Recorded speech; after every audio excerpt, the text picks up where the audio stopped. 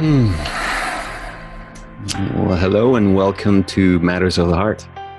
I'm Gabriel Gonsalves, international coach, teacher, and trainer specialized in the field of heart intelligence. I help people create relationships, lifestyles, and careers that they love. And I do this by showing you how to access your inner resources of love, joy, wisdom, and power that become available to you when you start connecting with your emotional, intuitive, energetic, and spiritual heart. Through individual and group coaching programs, online courses, and live seminars, I teach a wholehearted or heart-centered approach to personal and spiritual development, emotional mastery, and conscious relationship building. Basically, I'm here to help you give birth to the most loving, powerful, and amazing version of you. You can find out more about me and the work that I've been called to do in this world by visiting my website, heartintelligencecoach.com. where you'll be able to book a session with me or find out more about my upcoming seminars around the world. Today, in Matters of the Heart, we're going to be talking about the difference between sympathy, empathy, and compassion. We're broadcasting this episode live from the island of San Miguel, San Michael, in the Azores Island, the Portuguese islands of the Azores. In case you might not know, Portuguese, in Portugal, the holy patron of the entire nation is the Archangel San Miguel, Archangel San Michael. And so that's why this island, which was the very first one that was discovered and where the Portuguese first settled, bears its name. I'm here for a week, just having some time for myself to explore some of the natural beauties of the island. And though my past few weeks have been all about traveling and spending time in a lot of the beautiful churches and cathedrals in Europe, this week I'm going to be visiting some of the natural cathedrals. For example, over the next few days, I'm going to be visiting the Seven Cities, which is an active volcano in the northwestern part of the island that houses 7 lakes, volcanic lakes, some of them which have very hot thermal waters that you can actually go swimming in. It's considered by the United Nations one of those World Heritage Sites of profound beauty, one of those like wonders of the world. So I'm very much looking forward to the next few days, especially this coming weekend, of surfing and then also exploring the island. Okay, so sympathy, empathy, compassion. What does that mean? Well, how about if we begin actually our time together by moving into the space of compassion for ourselves? The word compassion means to be with our pain. So how about just simply taking a moment to just be with where we are, how we are right now, this moment, by taking a few moments to feel compassion for ourselves and for this present moment. I always like to believe or like to teach that the journey towards what most people call self-care or self-love always begins with self-compassion, being willing to not feel sorry for myself, which is what sympathy is, but actually to be willing to be with my own pain while holding a higher possibility. So let's do that. Let's begin by putting a hand over our hearts and beginning to just breathe in and out of the hearts, evoking the quality of compassion. So as you breathe in and out of the heart, and you're breathing slower, deeper, and more evenly than you normally would, because you're not aware of, normally our inhale is normally a little bit faster than the exhale. It has to do with something called cardiorespiratory arrhythmia, where the heart rate speeds up when we inhale and then slows down when we exhale. So normally that's the pattern of our breathing. So what we want to do instead is breathe evenly, breathe deeply, all the way down into the tummy, and breathe slower, the way you normally would when you are in the presence of somebody that you love. And as you do this, I want you to bring into your mind a time in your life when you felt compassion towards something or someone, or when someone felt compassion towards you. Can you remember or recall a time in your life when you experienced the feeling of compassion? I'm remembering right now, for example, a time when I was feeling very brokenhearted. And I went to visit my friend Frankie in South Africa. And I remember just Frankie just holding a space of absolute unconditional love. She was with my pain, yet she was holding this beautiful smile, just holding to a higher possibility while she was nurturing me, while she was just holding me in my pain, not trying to change me, not trying to fix me, not trying to understand me, not trying to fix me. She was just being with me, allowing me to be where I was, while at the same time radiating this profound love silently. That's ultimately what compassion feels like. So can you remember a time in your life when you felt that presence, that energy emanating from someone to you, or from you towards somebody else? And as you do that, just breathe that feeling, breathe that energy into your heart, allowing it to expand.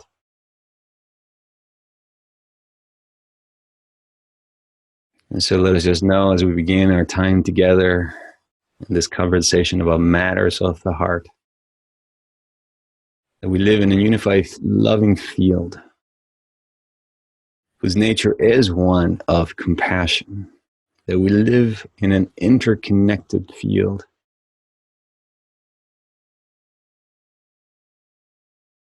in which everything that we are, everything that we do is not only being recorded, but is affecting also other beings, plants, animals, objects, and future events in our lives.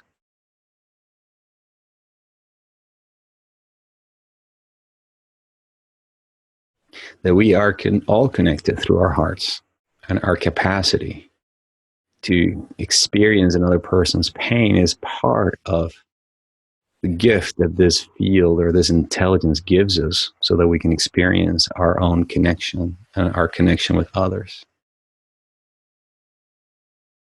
And so that by being here today, we're just simply growing in our awareness to not only experience our connection, but to grow in our capacity to be more compassionate towards ourselves and towards each other, towards those people in our life we care for the most, knowing that the nature of compassion is one of just deep, unconditional love and acceptance, while at the same time holding a higher possibility for healing, for love, for connection, for growth, for expansion, for healing. And so we give thanks for this.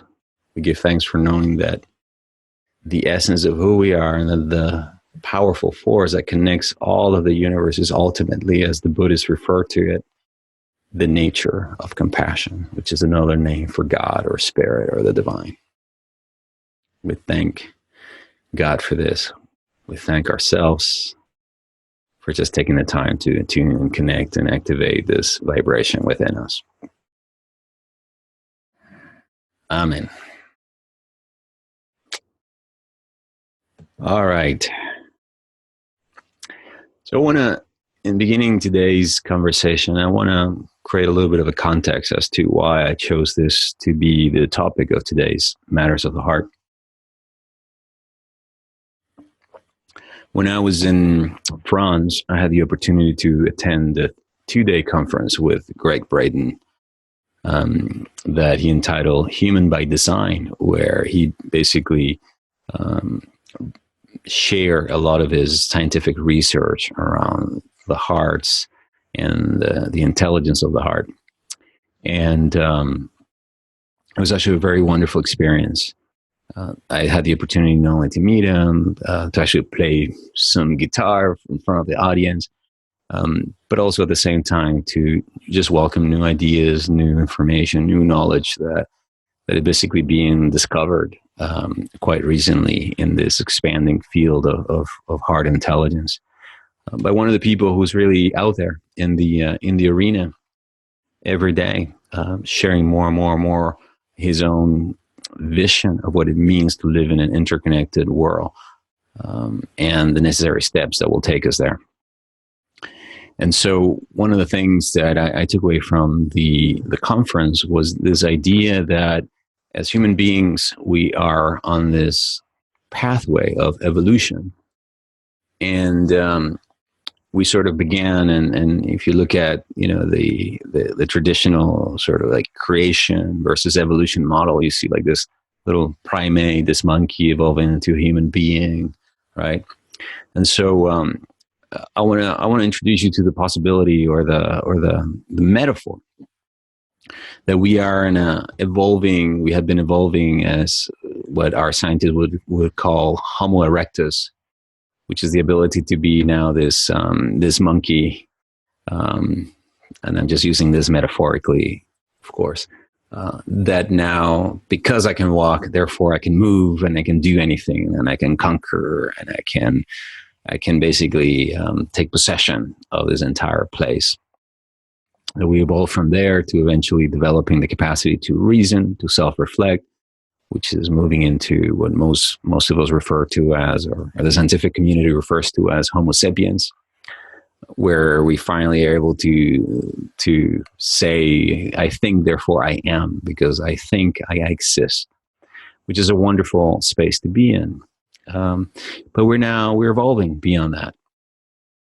And we're evolving towards what David Hawkins calls Homo Spiritus. If you read any of Ken Wilber's postmodern philosophy, he speaks a great deal about the evolution of humankind as Homo Spiritus, which is the ability to move into this unconditional loving beings through the power of compassion. Now, in my experience, the jump from Homo Sapiens, or the capacity to self-reflect, into Homo Spiritus is not really fully realized unless we first move through what I have been reading about recently, which is the scale of our development, which is the capacity to be a Homo empathicus. Have you heard that word before? Homo empathicus. The word pathos, by the way, from Latin means pain.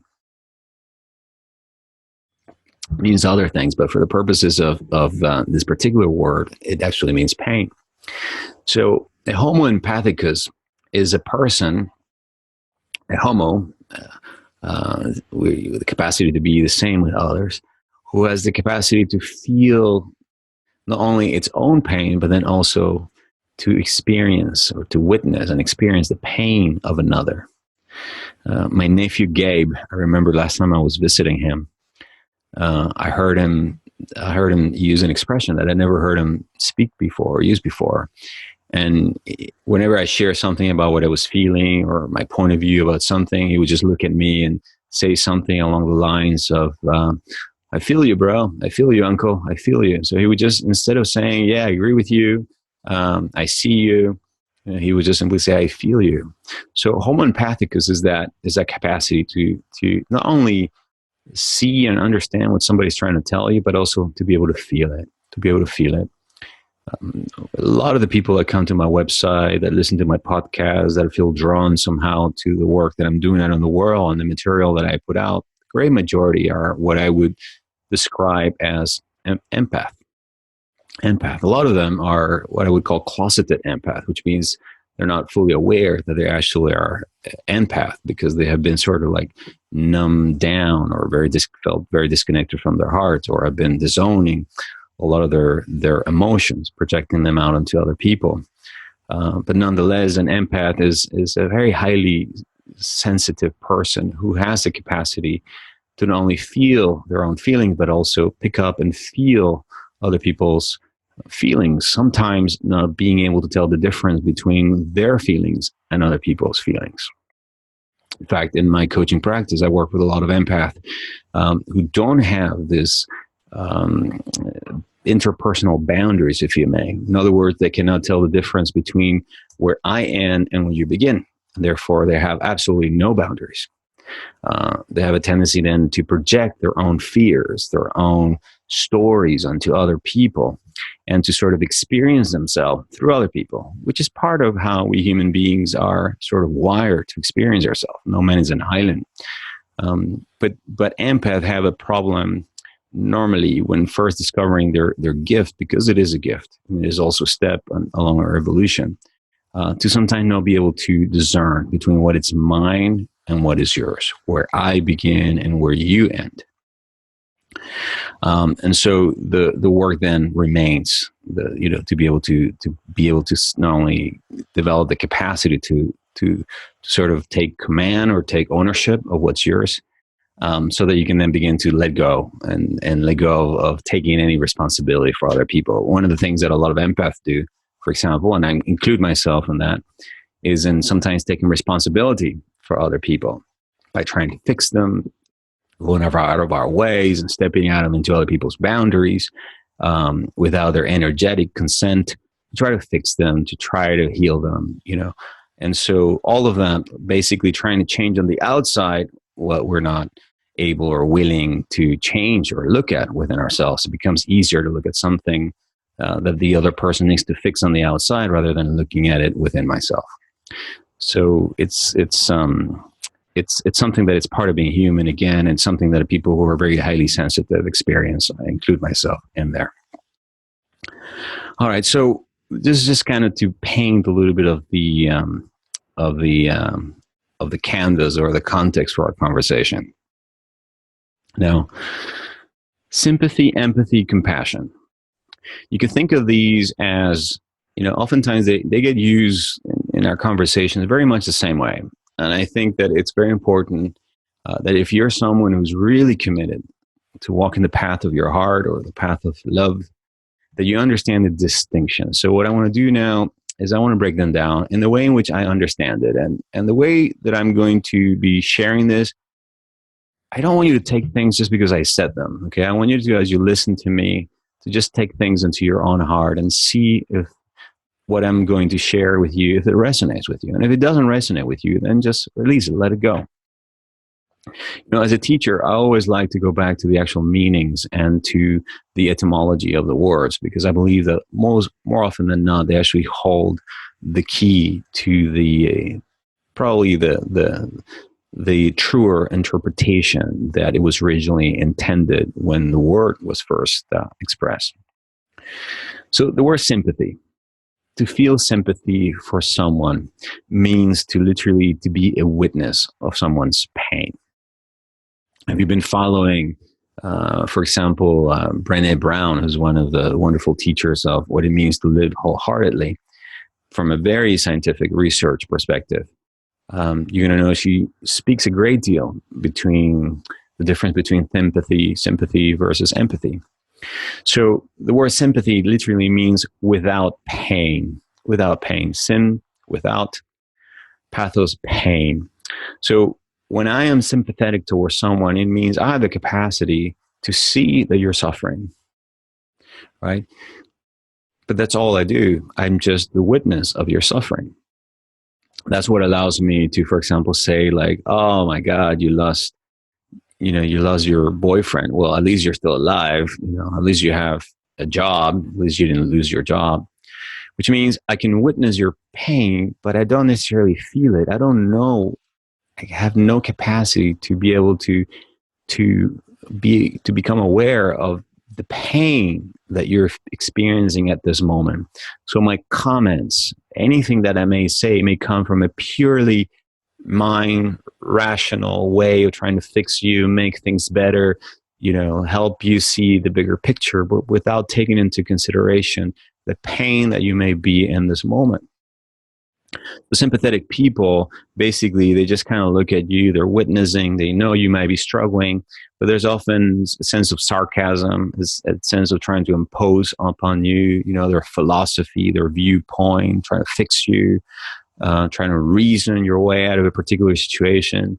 And, it's, I remember, for example, when my father passed away, 30 something years ago. I've been, if you've been following me, you're aware that I've been doing a lot of healing of my ancestral lines, of my paternal grandfathers by being here in Portugal. So I've been doing a lot of forgiveness work over the past few weeks. And I remember when my father passed away, I remember when I was at my father's funeral, and people would they would see that I was in pain. Obviously, I just lost my father. And I would notice that people would just walk up and like put him a face, and it's like, hey, things will get better. Don't worry. Your dad is in heaven. Everything's going to be okay. And, he'll be your angel now. And, he's not in pain anymore. And for me, that was sympathy. Okay. They could see that I was in pain. Obviously, they had some kind of an awareness that I was in pain, but they were not in tune with my pain. They were not feeling my pain. They were not with my pain, which is what empathy means, to be with somebody else's pain. And therefore, as a result, they were disconnected, and they were trying to basically fix me, make me feel better, whatever it was. And I know that from the place that they were coming from, it was the best that they could do. It was the best that they could do. But my natural reaction, I remember even at that time when I wasn't even doing any of this kind of work, I was still pretty much clueless to this. But there was within me, there was an awareness of, I don't feel good around these people. Something about it does not feel loving. Something about it does not feel right. So I would just simply avoid them. Literally, I actually, after I had a little bit of that, for the first 10, 15 minutes of my father's funeral, I literally just told my mom, I remember, Mom, I'm just going to go home, go to bed. I cannot deal with another person saying, we have this expression in Spanish, mi más sentido pésame. No, which I think, what is the expression in English? I can't remember. I know there's a phrase in English. I cannot remember right now, but it's a phrase, most people use at funerals. My condolences. That's where it is. My condolences. So it's like the appropriate thing to do. I remember that in the little bit of time that I was there were about 2 people out of probably maybe 100 people that came up to me and just sort of like said what I just said. There were only about 2 that I remember looked at me. They were clearly sad. They were literally speechless. And they looked into my eyes and they said, Gabriel, I don't know what I can tell you right now. All I know is that I'm with you in your pain, bro. Here's my card. If there's anything I can do, call me, okay? It doesn't matter what time of the day. It doesn't matter what time of the night. Feel free to reach out. I'm here with you, bro. And it's like there was this sense in them, deep sense of reverence and respect for the pain that I was experiencing at that moment. I felt connected to them. I felt that whatever it was that was happening at that moment was coming from a place of love, was coming from a place of a deep understanding of what I was feeling. Because at that moment, that's exactly how you feel. If you ever been in a position like the one I just described, where you are experiencing a tremendous amount of grief, and someone, instead of trying to analyze you, trying to fix you, trying to tell you what is that you're doing right, what is doing wrong, what is their interpretation of the events, and instead they shut the fuck up and they just simply are there with you. Are there with you. Just simply acknowledging your pain and saying, hey, I'm with you here. That is what empathy is about. So empathy is the capacity then to be with not just yours, but another person's pain. Again, the problem with empathy, it's the dark side of empathy, as I just said, is when I don't have a really good, clear set of boundaries between where I begin, where my pain begins, and somebody else's begin. All right, that's another problem in and on itself, and probably a topic for a different kind of a podcast, which is how to build strong interpersonal boundaries so that you can understand what is your pain and where does it end and where does somebody else's pain begin. All right, but nonetheless, the journey towards compassion, which is, I believe, is a virtue of the heart, and it requires us to bring in think of it as the spiritual love of the divine, requires that we move into the capacity to be able to go beyond sympathy, which is just the pure witnessing of somebody else's pain or suffering, to actually be willing to feel the pain. Brené Brown, in one of her wonderful TED Talks about the power of empathy. She describes it very clearly when she draws this beautiful picture of a person who fell down into a cave, like a big hole in the ground, and the person that is down and obviously is in the dark. They're experiencing fear, they're experiencing grief, they're experiencing confusion, and the person that is sympathetic towards them is up at the top and is looking at them and is going like, "Ooh, it must be very dark down there, isn't it? Yeah, well, at least you're still alive. You may be down there, but you're alive. And you want me to tell you a story to keep you entertained? You want a sandwich?" Which is good. There's a beautiful video where like the guy's trying to hand the guy at the bottom a sandwich. It's like, I'm aware from my perspective that you are in a not desirable space, that you may be experiencing some pain, but I'm very disconnected from that pain. So in her example, the empathetic person, what they do instead, they actually crawl down or get a ladder and they go down into the darkness and they get into the hole with you. So now they are experiencing the pain, the darkness, the confusion with you. They know what it's like to be there. See, for me, after having first lost my father, then losing my brother who killed himself, then my best friend and the girlfriend, then my sister. For me, whenever I approach a person who's just in a state of grief over the loss of someone, I do it with a tremendous amount of honoring and respect and reverence, because I know what it feels like to be in their space, to be in their place, to be experiencing what they do. And my attitude is what I just described to you with that person at my father's funeral, is to go up to them and say, "Hey, I don't know what to tell you other than I love you. I'm here with you. And I know what it feels like to be in your space right now. I'm feeling it with you. Let me know if there's anything I can do."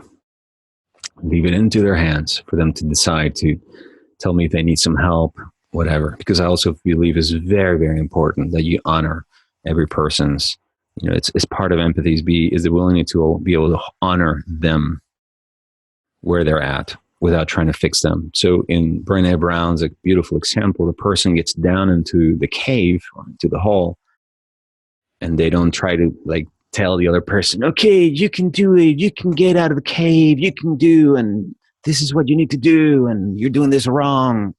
No, they sit there and they go, "Good, you're not here alone anymore, babe. I'm with you in your loss. I'm with you in your pain. I'm with you in your confusion. I'm with you in your grief, in your sadness, in your brokenness. And I'll continue to be here as long as you need to. The moment you feel you're ready to approach the ladder, I'll be there with you.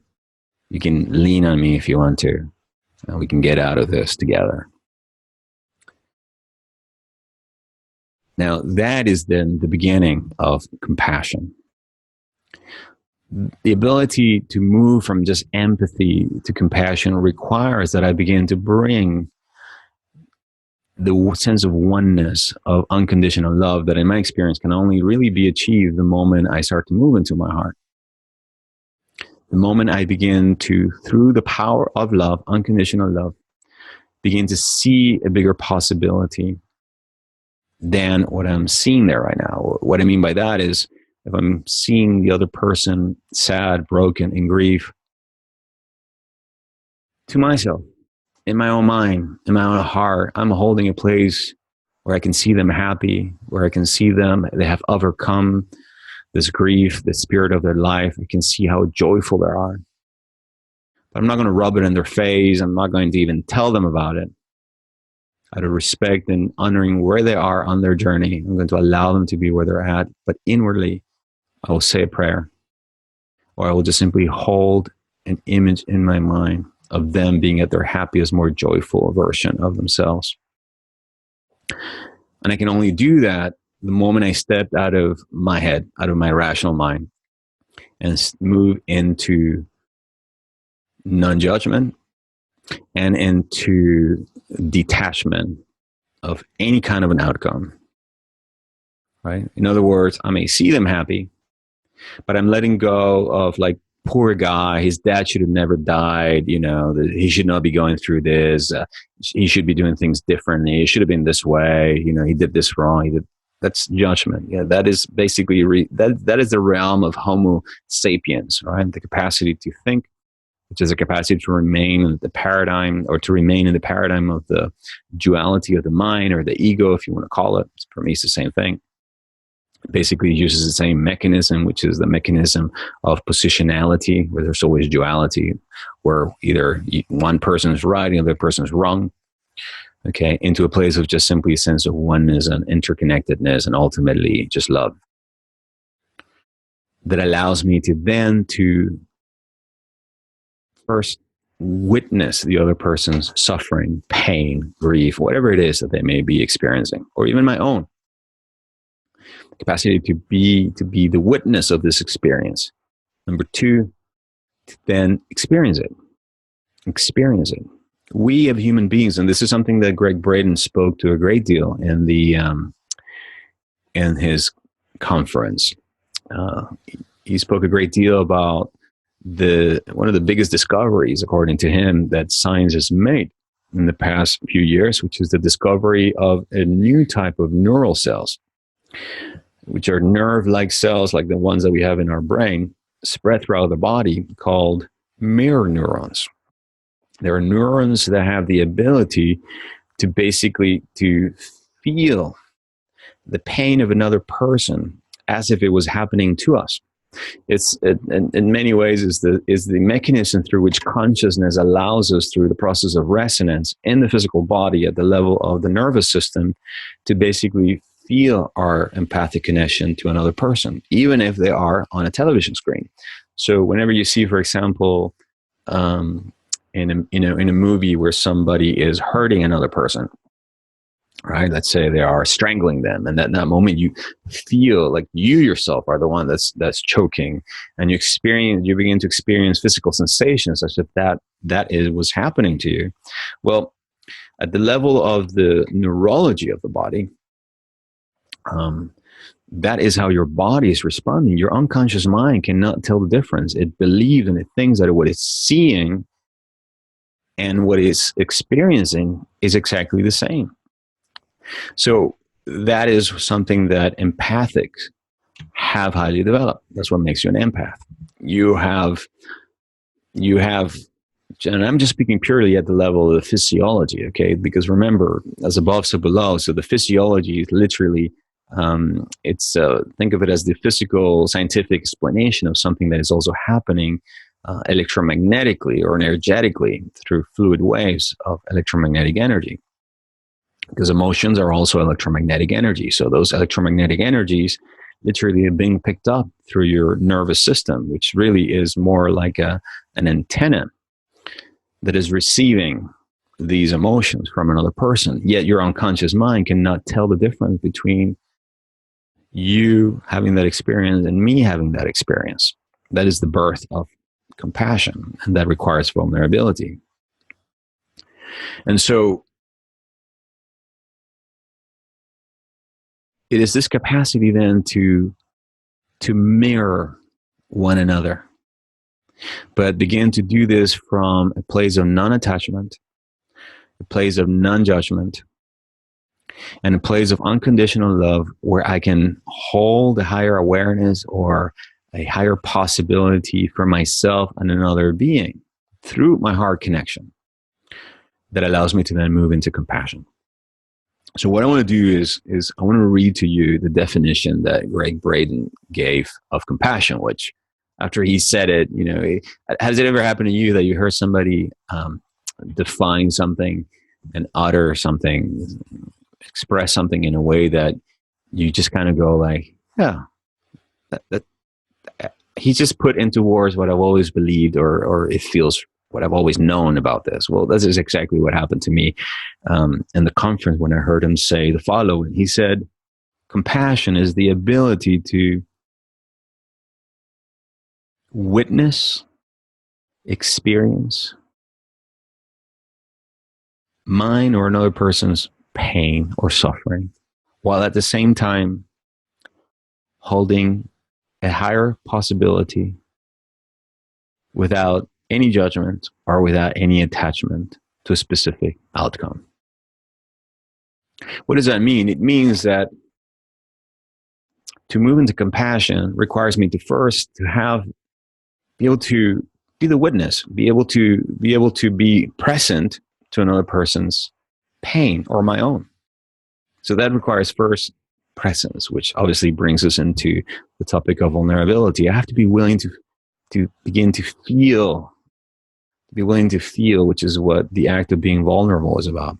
Be willing to feel my pain and another pain that moves me then into then being empathic.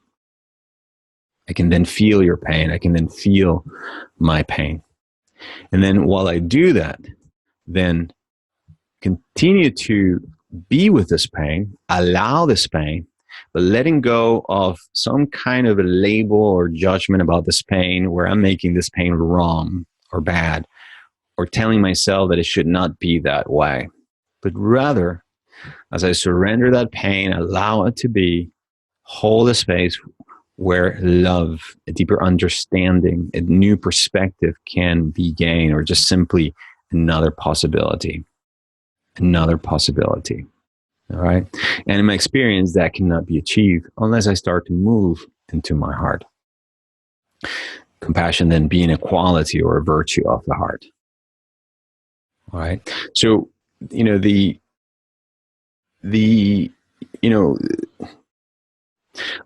very easy to, whenever we approach this topics, to kind of always think about, well, this is just me being, or how I should be empathic towards other people, my fellow human beings, my mother, my father, my partner, as they struggling with a particular, area of growth or a situation that they're going through. And, but the truth is that, I cannot give something that I don't already have. One of the reasons the majority of us struggle being compassionate towards other people is because we haven't really first learned how to be compassionate towards ourselves. I mean, if you take a moment to just observe the thoughts that you have about yourself on a daily basis.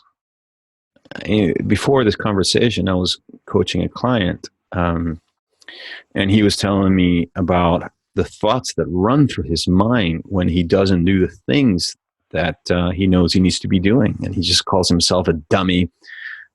He's unworthy. All these thoughts of how undeserving he is, how he's just messing things up. And the truth is that to be able to feel compassion towards yourself means to let go of all these judgments that you're holding about yourself, about a particular topic or area of your life where you may be. It's one of the reasons why I believe most people, or why, for example, I'll speak about me, why I cannot be empathic towards other people in the past. Because I was very much stuck in my mind. I was trying to fix them. I was judging them. I was projecting onto them a lot of my unfulfilled or unexpressed emotions, fantasies. It became easier to see myself reflected in them and try to fix myself in them rather than taking a look at myself. In other words, it became easier for me to talk about somebody else's pain, how they were messing up their lives, how they were making the wrong choices, right? Rather than bring things back into my own arena where I could look at my own life and look at my own choices, my own pain, my own sense of helplessness, my own humanity. It's a whole different ball game. So compassion then, like charity, it begins at home. How can I be compassionate towards another person if I'm not being compassionate towards myself? It basically means the willingness or the ability to, first of all, embrace my humanity, to be the witness of my own humanity and all the feelings that move as part of my human experience that include both positive and negative emotions. Can't have one without the other. They're all part of the human experience. And my experience, anybody that's just wanting you to be happy all the time, they're very lopsided and they're bypassing their own sadness, their own grief, which are all parts of human emotions as well. I'm not saying you have to linger there the whole time. That even enlightened gurus get sad about things when their pets die, when they burn their toast. The Dalai Lama gets angry. I heard him speak about that one time when he burns the toast.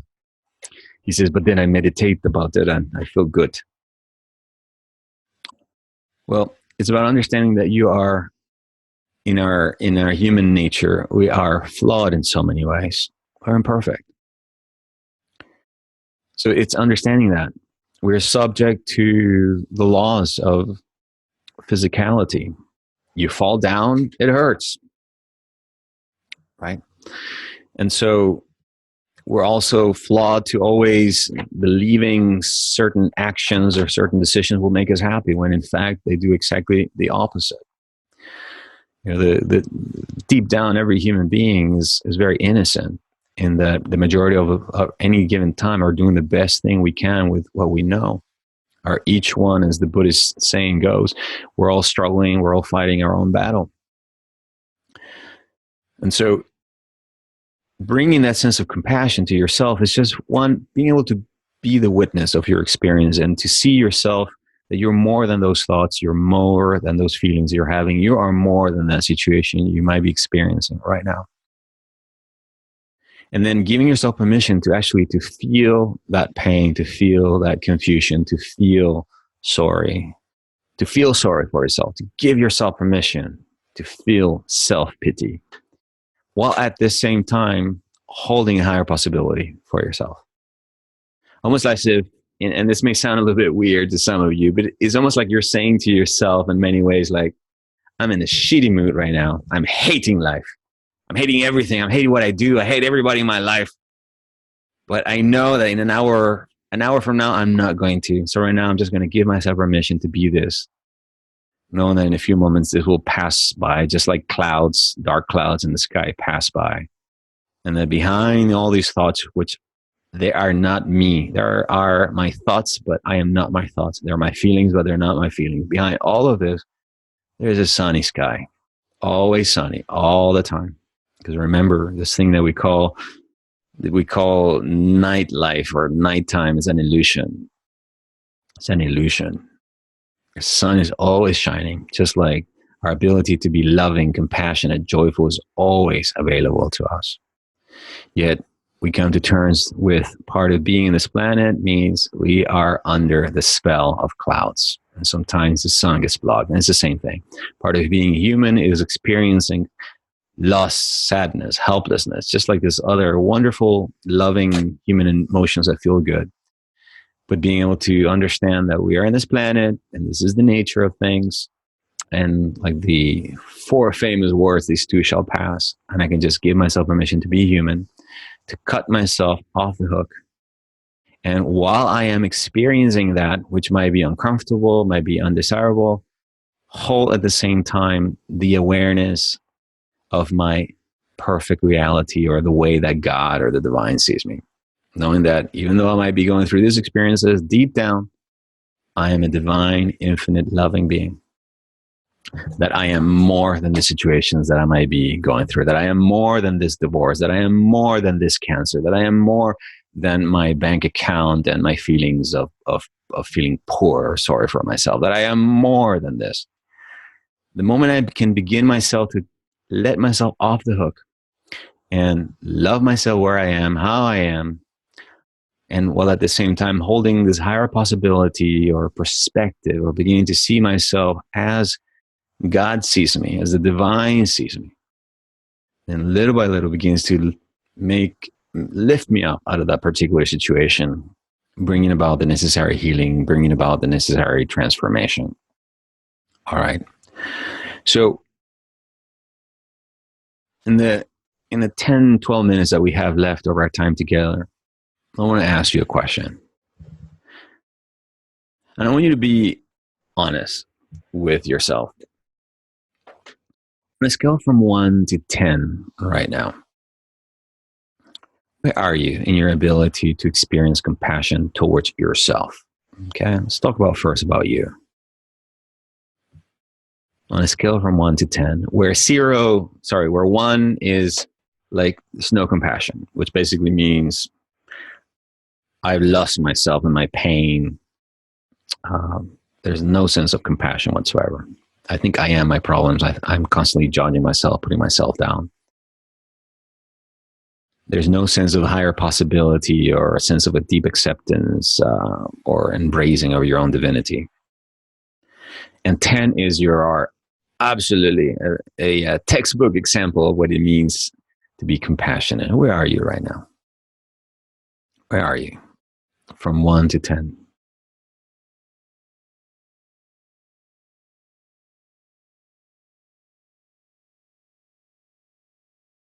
Now, whatever number you just gave yourself right now, ask yourself the question, why so high? Why so high? I'm seeing some of you are scoring yourself. Got 8, 7, 5, 3. I'm not going to say names. You remain anonymous, those of you who are in the live call. Why so high?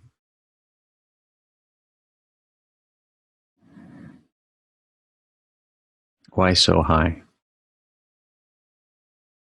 The reason I asked the question why so high is because by putting the emphasis on why so high and not why so low, it allows you to begin to see or take an inventory of the things that you already are doing to be compassionate towards yourself.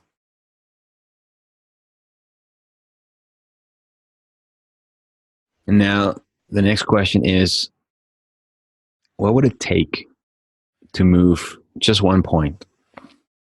You know, in my experience, any area of your life that you want to grow into or any virtue of the heart that you want to develop or take to the next level, is best developed in incremental ways. It becomes more sustainable. Growth becomes more sustainable. So to move from a 3 to a 4, from a 4 to a 5, from a 6 to a 7, what would you have to do differently today? What would you need to start doing differently today or tomorrow? Okay, what would you need to? How would you need to start seeing yourself differently?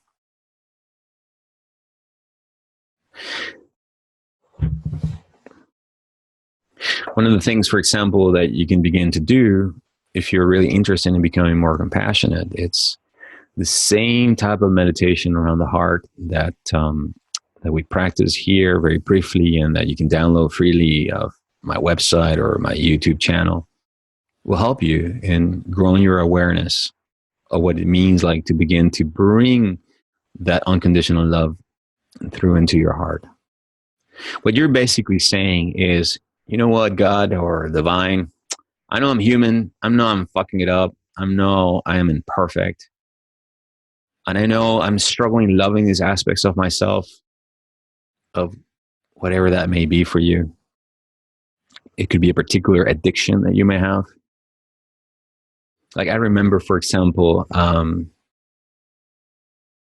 when I was walking the Camino, I remember there was a moment where I was feeling a tremendous amount of emotional pain. And I remember in that moment, I just decided I'm just going to drink a lot of beer because beer is very freely available. Well, not freely, you have to pay for it in the Camino. But what I mean is abundantly available. And I just drank a lot of beer so I would not feel my physical pain. And I ate a lot of bread. So I just filled myself with carbohydrates. And I remember as I was doing that, I was feeling so much compassion for myself. In other words, I was just feeling my pain, my suction, my grief. I was witnessing it, experiencing it. I did at the same time. I was almost like picking up a baby and going like, okay, baby, I know you're in pain. I'm just going to give you these things that I know are going to make the pain go away temporarily. But that's because I feel your love. I feel your pain and I love you. And I know this is going to knock you out for a little bit and you'll feel better. Okay. You know, in my experience, one of the things I do with clients who are experiencing addiction to pornography, alcohol, to social media, whatever, is one of the exercises I give them is to stop for a moment in the middle of whatever it is that they're doing. Stop in the middle of watching porn, stop in the middle of the social media and the feelings that you have, just to come into your body, feel the pain, understand that this behavior that I'm incurring in it's a way for me to avoid the pain, yet at the same time be able to say, I'm going to feel compassion for myself. Because up until now, this is what I've learned how to do. Like I experienced this, for example, the other day, when I was observing a friend of mine that in my experience has made some choices that are causing him to experience a lot of pain.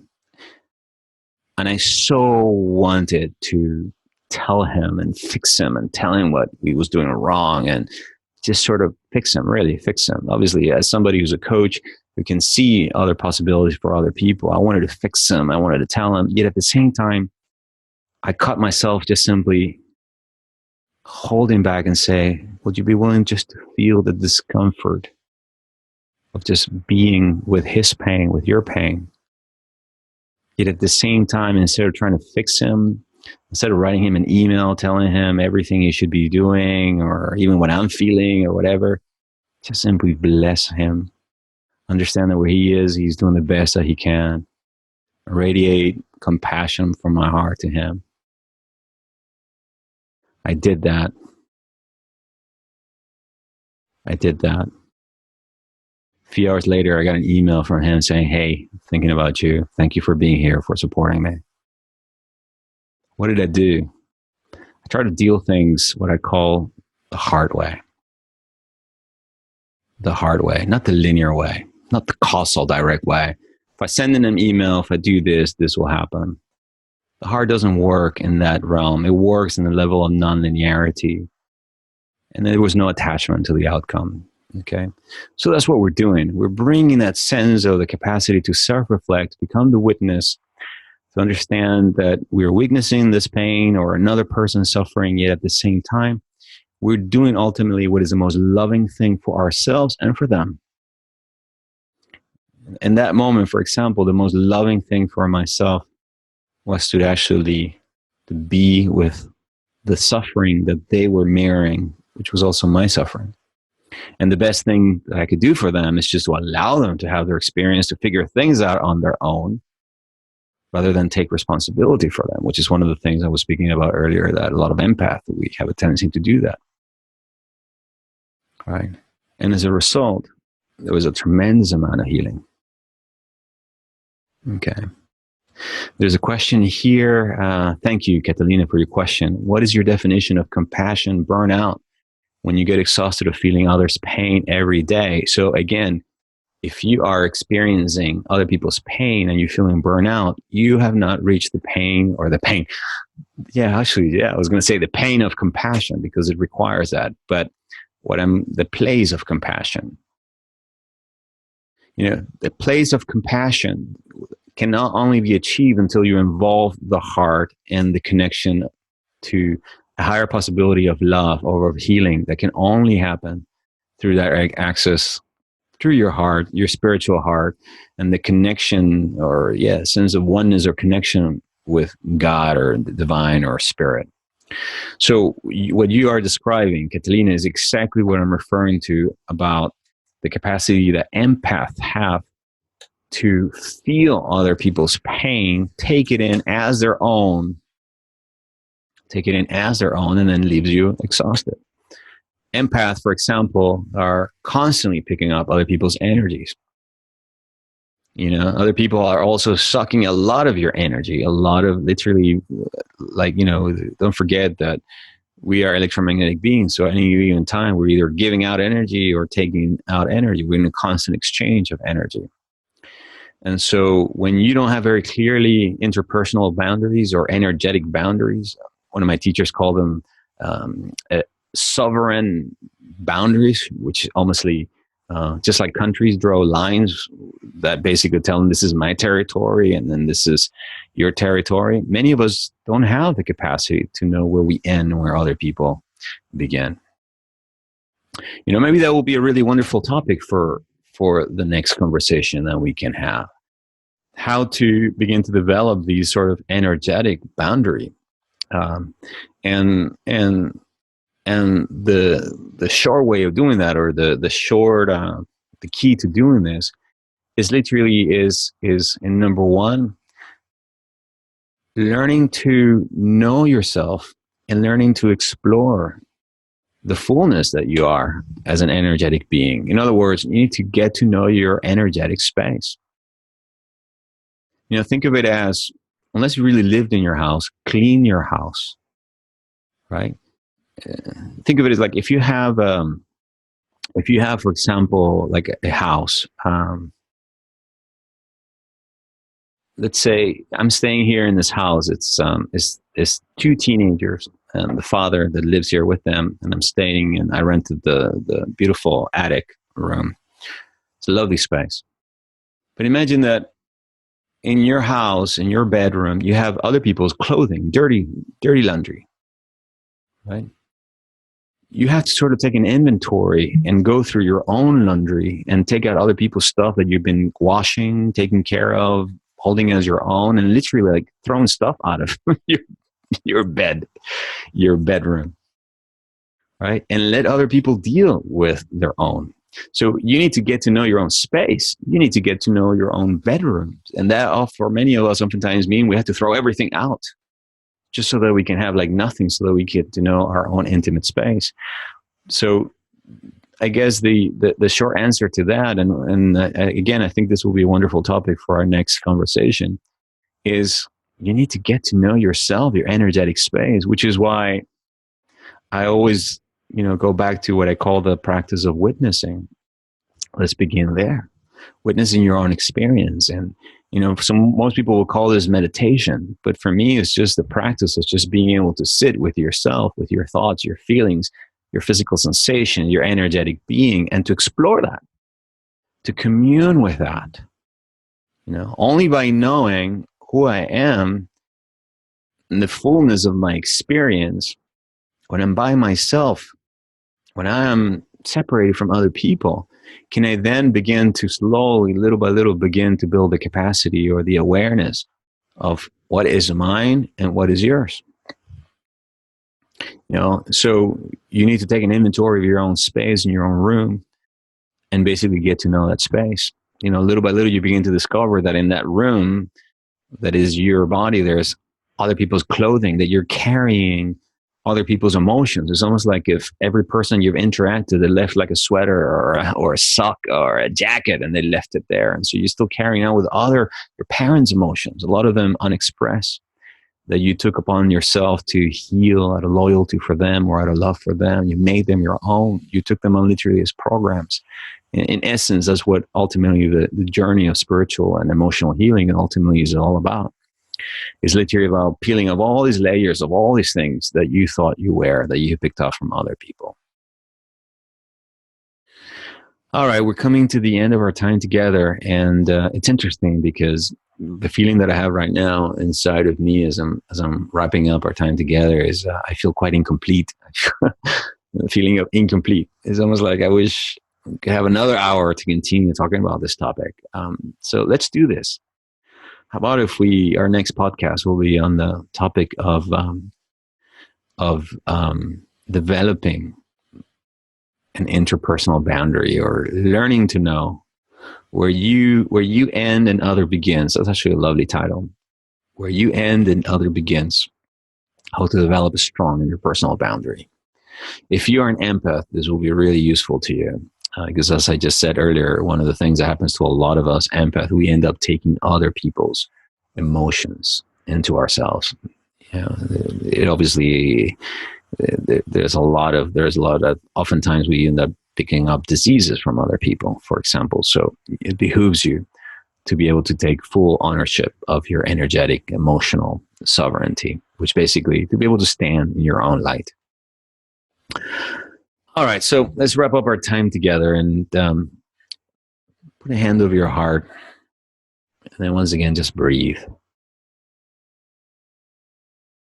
And then just notice, what are the thoughts that are moving through right now? What are the unanswered questions that you had? What are some of the key learnings or ideas or things that are resonating Maybe you got triggered by something that I said. And so what is that emotion? What is that feeling that came up for you? Maybe you're having unanswered questions, as I just said. Well, what is that question? Whatever it is that you are thinking about in your mind, whatever it is that you're feeling inside of you, whatever your judgments about, maybe about where you are in life, are you willing to just to surrender all of that? To surrender all these feelings, all these sensations, all these beliefs, all these thoughts for something higher, for higher possibility. And it's for the awareness that number one, right here, right now, the right things are happening. That there are no mistakes happening in your life, no mistakes that have taken place or that will take place. Right here, right now, you are in a moment of absolute perfection. That your life is being guided by the invisible hand of the divine, and that you were brought here today because there was something that you felt called to know or learn about. And that by being here today, you are growing your capacity to be more compassionate towards yourself. And that compassion, self-compassion, begins the moment I can be the witness and experience my humanity, my human pain, my human flaws, my human duality and imperfections. My desire to understand, to know more, to have more, to whatever, to be something different than what it already is. And yet at the same time, reach a higher vantage point from which I can begin to experience right now this moment as the absolute perfection that is life. That every moment in my life has led to now, me being here right now. And that right here, right now, each and every one of us is on a journey towards becoming more loving, more compassionate, and growing our ability to be instruments of God's love. And so we now allow the love of the divine heart of God, from the central sun now, to pour through our hearts and begin to let ourselves off the hook, accepting where we are right now. The moment we accept a baby that doesn't know how to walk yet, we don't make it wrong, we don't try to make him walk before it's time, we allow that baby to be exactly where it is, knowing that there's an inherent perfection of where he or she is along their journey of life. And that therefore, where we are right now in our lives is actually also perfect for us, for where we are in our evolution. Seeing this moment as perfect, yet holding at the same time a higher possibility. Like God holds us in their minds when they see us as baby and says, this baby will someday get up and run, and it will invent and create things. And so in the same way, we're holding the higher possibility that whatever it is that we may be experiencing right now in our lives, there's a future of higher possibilities that is propelling us, that is moving us forward into a higher state of love, creativity, compassion, joy, financial abundance, new loving relationships.